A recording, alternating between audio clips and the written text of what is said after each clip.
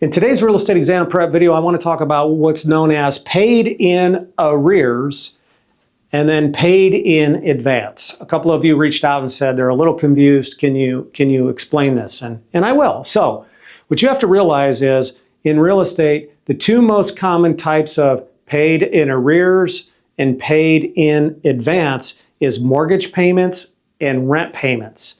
Now, mortgage payments, all mortgage payments are paid in arrears. And it's ARREARS, in arrears, meaning that when we make or the owner makes their April 1st mortgage payment, they're actually paying the principal and interest, what we call the P&I part of our monthly mortgage for March.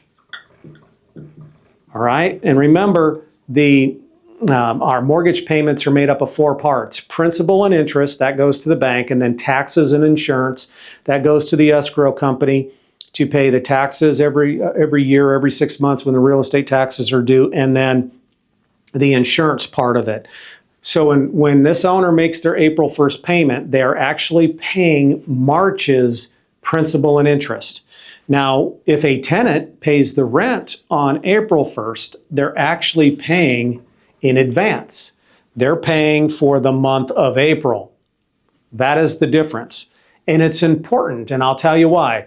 You may have a closing problem on your exam, and we have to do some prorations, and we're not going to get into that in this video, but let's say, for example, the property owner sells the property and it closes on the 15th.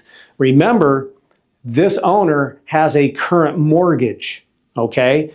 And so the new buyer, they own the property as of April 15th.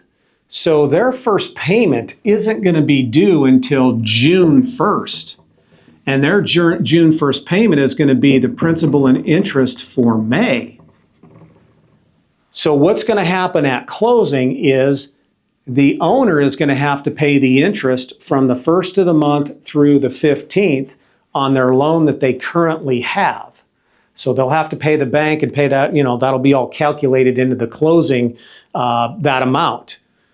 Likewise, the buyer, because their first payment isn't till June 1st, which covers the principal and interest for May, they're going to have to pay for the interest from the day of closing through the 30th. And again, like the seller, they're going to pay their interest obligations as of the day of closing. So I hope this has clarified things on what is paid in arrears and what's paid in advance. If you still have questions, that's why we have a comment section. Ask the question or leave a comment down below. Hey, do me a favor, if you haven't yet, please subscribe to the channel and give this video a thumbs up, because it really does help me, or help the algorithm share this video with other people. So I'll see you all in the next video.